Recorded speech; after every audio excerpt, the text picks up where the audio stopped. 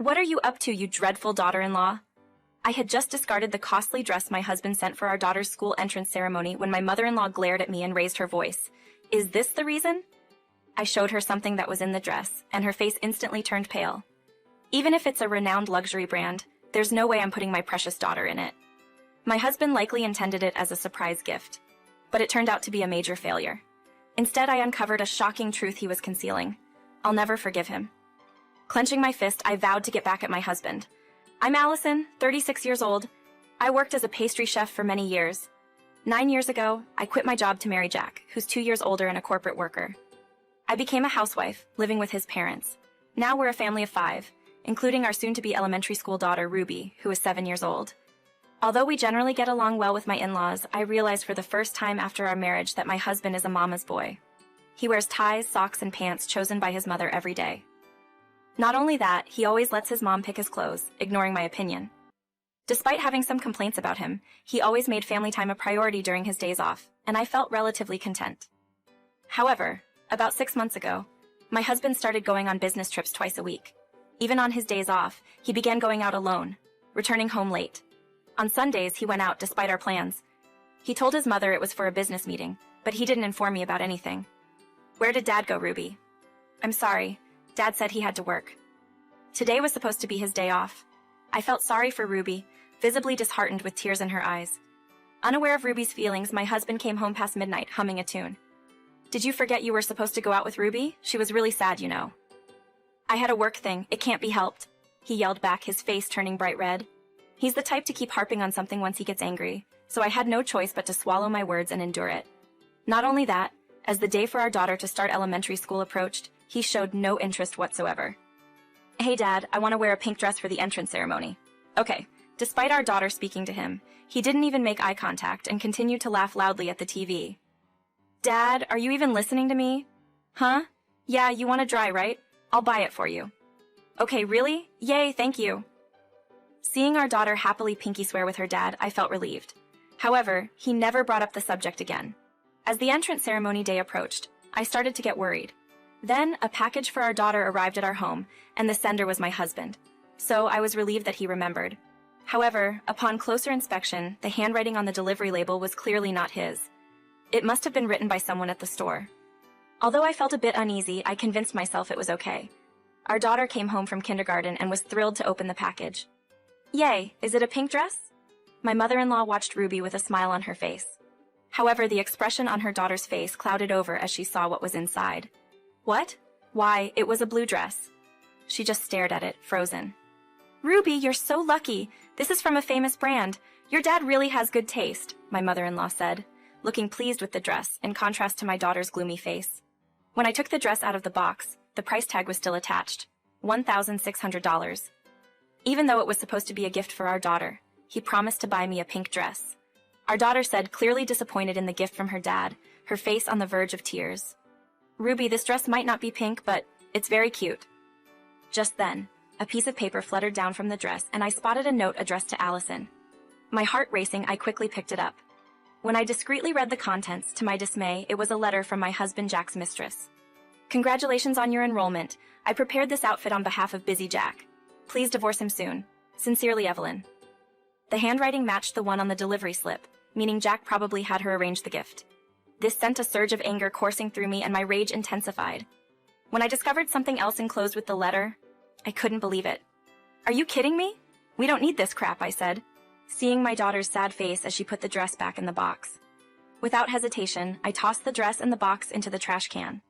That's when my mother-in-law started yelling at me. What are you doing? You're such a terrible daughter-in-law. As my mother-in-law glared at me with a menacing look, I couldn't stay silent. Mother-in-law, how about this? I showed the irate mother-in-law the letter from Jack's mistress and her face went pale. What is this? What has Jack done?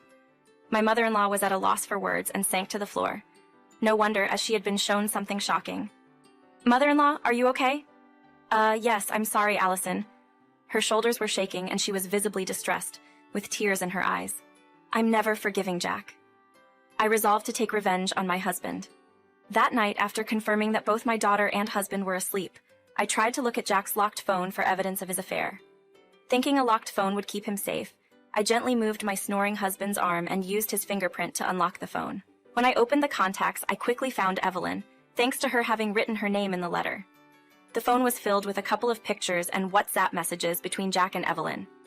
First, I transferred all the images to my computer.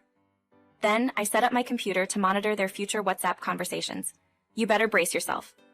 Finally, I was able to get some sleep. The next day, after Jack went to work, my mother-in-law readily agreed when I consulted her about a plan. We decided to execute the plan on my mother-in-law's birthday, which was 5 days away. My husband had 2 days off starting the day before, so it looked like luck was on our side. He had no idea I had seen his messages with the other woman, but I chose not to confront him just yet. You can have your fun now, but it won't last long. I bought the pink dress my daughter Ruby had been wanting and told her it's a gift from Dad. She was ecstatic, twirling in her new dress and saying, "I look like a princess." It put a big smile on my face. The day before day, my husband seemed preoccupied with his phone all morning, hardly listening when I spoke to him. "Constantly staring at your phone will strain your eyes," mother-in-law said, snatching the phone out of Jack's hand in a flash, leaving him in a panic. "Wait, Mom, I might get a call from work. Give it back." "Nope, I'm keeping it until my birthday. Don't worry, I'll give it back if it rings." "Oh man," mother-in-law winked at me while patting the grumbling Jack on the head. "How about it, Jack? Will you run an errand with me? I'd really like to take it easy on my day off," he mumbled in response, but ended up going out with his mother-in-law anyway. During that time, I impersonated my husband and sent a specific message from his computer. Once I confirmed the reply, I immediately deleted the exchange. "All right, everything's set. Just waiting for the main event now." The next day, finally, my mother-in-law's birthday. The lively party kicked off, and as I lit the candles on the cake, Jack started singing "Happy Birthday" while clapping. Both mother-in-law and Ruby looked delighted. Just as we were enjoying a pleasant meal, the doorbell rang. I quickly went to answer it. When I opened the door, the person standing there grinned smugly without any hint of surprise. "We have a guest." Seeing the person I brought into the living room, Jack was visibly shaken. "Evelyn, what are you doing here?" I could understand why my husband was shocked. The last person he'd expect to see here, his mistress, is standing right in front of him. "Jack, you look so good." Sweating profusely. My husband watched as she boldly handed gifts to my father-in-law, mother-in-law, and Allison. "Nice to meet you all. Oh, you must be Ruby. A pleasure to meet you." She extended her hand to our daughter Ruby, who stared back at her with a puzzled look. "Excuse my asking, but what's your relationship with Jack?" "Oh, I'm Jack's. She's my subordinate," my husband interrupted, raising his voice to cut her off. That's when my father-in-law cleverly took Ruby outside. Once he sent Ruby away, my husband was visibly restless, still staring at his mistress. "Why are you so jittery? She's someone you work with, right?" "Yeah, but why are you here?" "What? You're the one who invited me." She pulled out her phone and displayed a WhatsApp message in front of him. "What? I didn't send the message. What does this mean?" "You see, on the day my mother-in-law took my husband away, I impersonated him and sent a fake message to his mistress saying, 'I want to introduce you to my parents on my mom's birthday.'" After confirming her reply, "I'm happy. Looking forward to it," I immediately deleted the messages. "I called both of you here because we need to talk. What are you thinking? Do you want to ruin Mom's birthday?" "Be quiet. I approved it, so no complaints." Both my husband and his mistress froze when they heard my mother-in-law's words. I then showed them a printout of their WhatsApp conversation. "You said you were on a business trip that day, right? Then why were you at her house?" I was getting her help with some paperwork. What's the big idea?" I almost laughed at my husband's desperate excuse. "Look closely here. It says it's fine to stay over as long as you tell Allison it's a business trip. You sent this, didn't you?" Stop being so nosy snooping through my WhatsApp. You're the worst." When my husband was unable to argue with me and was as upset as he could be, I slammed a 2-shot photo of him and his unfaithful partner on the table. It was a picture of them hugging each other without a stitch of clothing on. "Whoa, no need to go this far." Scrambling to hide the photo, he's flustered. Meanwhile, his mistress smirks at me. I ignore her and continue. "That's not all." I show him a letter from his mistress included with a dress meant for our daughter's school celebration. His face turns pale almost instantly. "So what? It's just an affair. You even involved Evelyn. You're insane." Looking at my unapologetic husband, my anger turns to disbelief. "Oh, really? Then what is this?" I reveal the ultrasound image of a baby included with her letter. He stares at it and sighs deeply. "So you did send a message saying, 'I'll divorce Allison and let's raise a child together,' didn't you?" He looks down, speechless. Evelyn, his mistress, can't help but chuckle at his silence. "How many months pregnant are you, Evelyn?" "Oh, 6 months." That's odd. The date on the ultrasound is over a year ago. If it were true, the baby would be crawling by now. What do you mean? My husband looks at Evelyn bewildered. She glares at me, biting her lip. So, Evelyn, were you lying about being pregnant? It's your fault, Jack. You said you'd divorce Allison, but you haven't. She lashes out at him, but for some reason he grins contemptuously. So you're not pregnant? Ah, what a relief. We're done, Evelyn. What you promised to divorce Allison and marry me. Did I? Well, I can't trust you anymore after this lie. Are you going to make me the bad guy here? Don't mess with me. My husband dodges her attempt to grab him and hides behind my mother-in-law. Thinking, this man is my husband, makes me feel pathetic. Now that I know Evelyn was lying about the pregnancy, let's continue living happily like before. What are you talking about? That's just not going to happen. Here, sign this. I was so over it. I didn't even have the energy to be angry anymore. I handed my husband the already filled out divorce papers.